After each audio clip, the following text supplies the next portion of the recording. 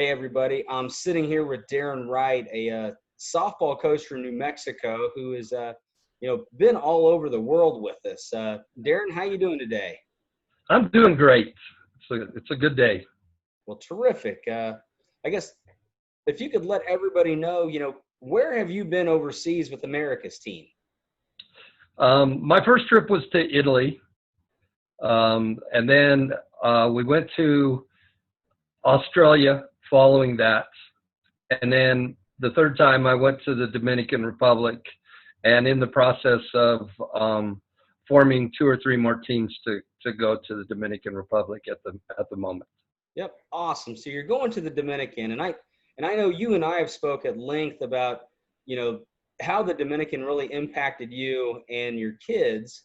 But, what how did the Dominican separate itself, from Italy and Australia to where you want to go back to the Dominican, with more kids? Well, the first thing that people want to know is that it wasn't just the coach that the Dominican Republic had made as the best trip out of all three. I took three different girls went on all three of those trips. And the three girls that went to the Dominican Republic that had been to Italy and been to Australia are adamant that that was their best trip. We went with less people, so we had to borrow people to play. So it wasn't about the sport of softball itself, but about the people that we met along the way. Starting with our tour guide. We've had the great tour guides in Italy and Australia, but by far our tour guide Gerardo in the Dominican Republic was the best. And we did things differently to create this, I think, for all of us. We did the normal tour stuff that was set up, but we also did personal stuff into the communities at the Dominican Republic. And I think one of the things that Dominican Republic is, it's such a humbling place. The Haitians that live there with the Dominicans have no rights whatsoever. If a police officer wants to walk down the street and beat a Haitian up, they have the right, and they can't complain. They can't file a police report. They can't do anything because they're not parts of that country. They should be on the other side of the border. So there's kind of that little war where our kids saw that even though they have different culture and we have different races here in the United States, and they're all accepted here. Everybody's accepted as a person, really, in the United States, but it's not that way in the Dominican Republic, and they got to see that. And most of the girls I took, well, all the girls I took were Native American and from the Navajo reservation. So they know about discrimination and they know about some of that stuff, but they weren't aware that it was at that part. Another part about the Dominican Republic was, we went and helped at the dump. And helping at the dump here in the United States would be kind of maybe you're helping somebody unload their truck or doing something like that, because you're not allowed to salvage through everything that comes off of there. There's people frown upon that. But what they're doing is they're siphoning through all that stuff. They're trying to find bottles. They're trying to find paper sacks. Matter of fact, a couple of the people found some food and it didn't smell too bad and didn't have flies on it. So they ate it there because they didn't have any food back at their house. And they're working for 30 cents a day. 30 cents a day. That's a big payday to them.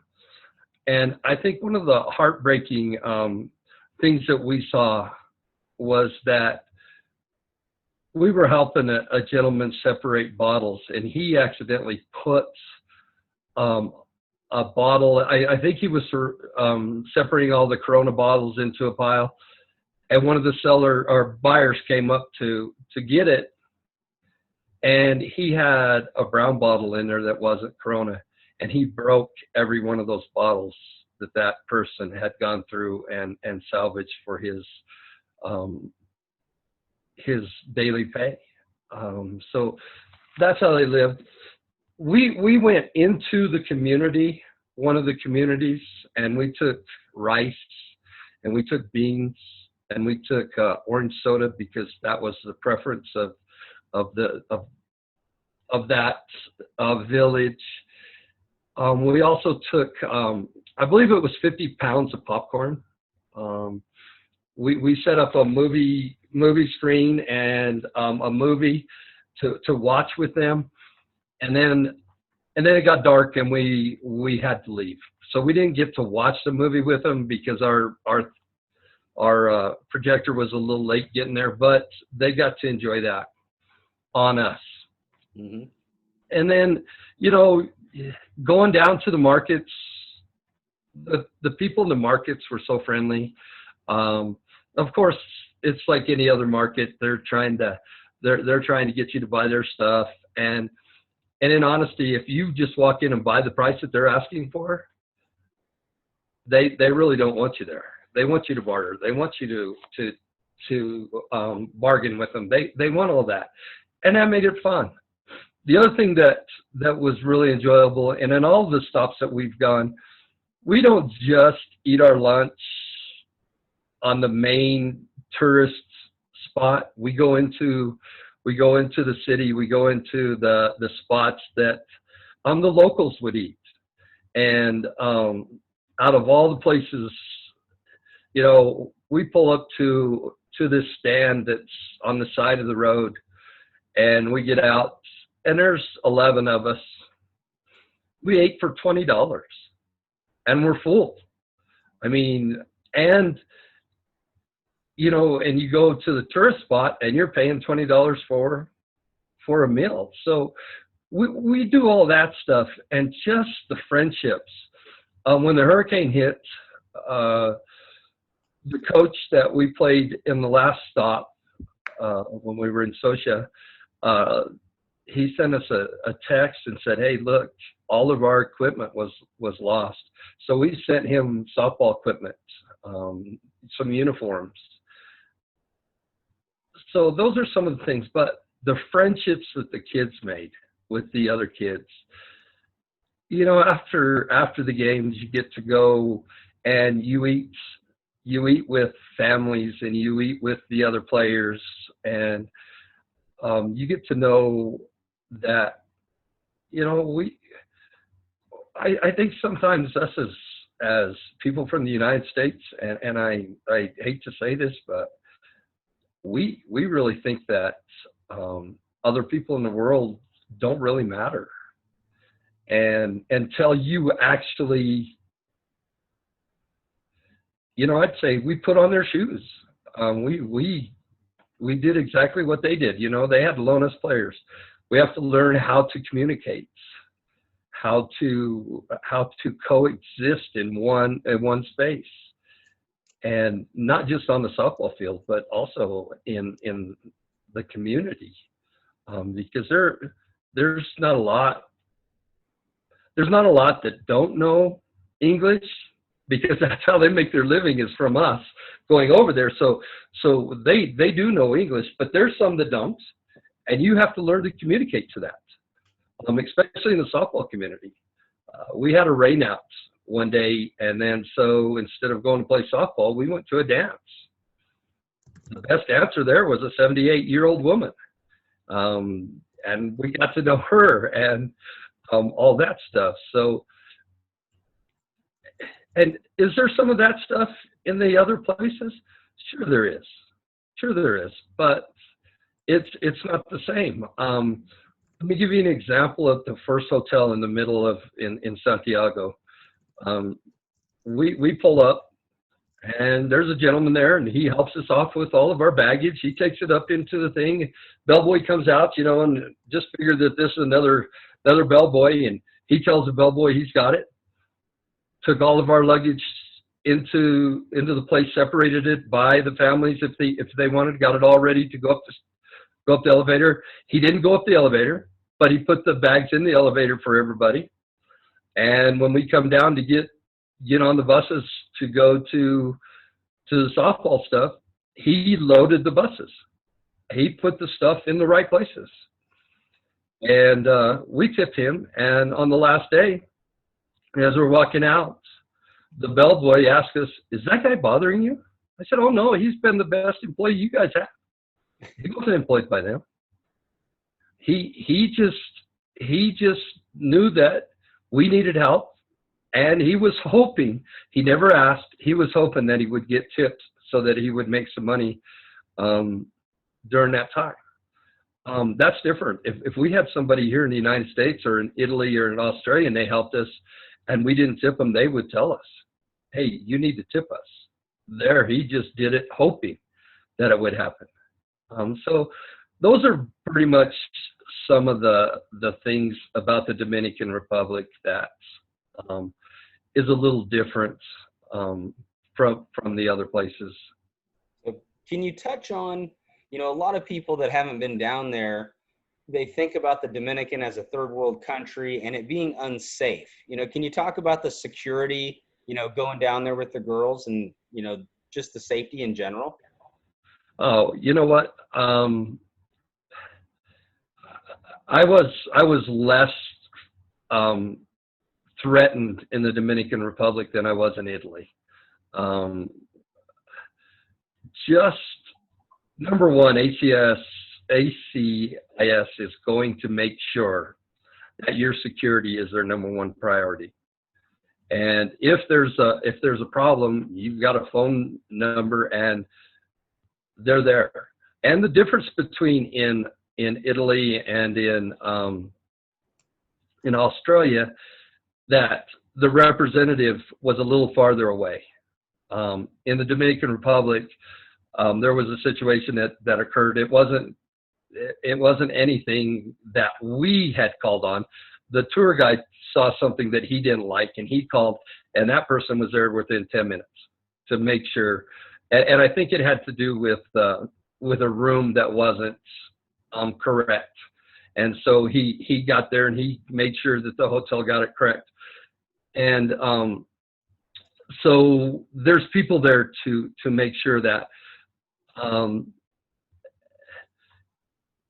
we never were in a place. We went shopping. We were in down in the village with the other ones where we took the food.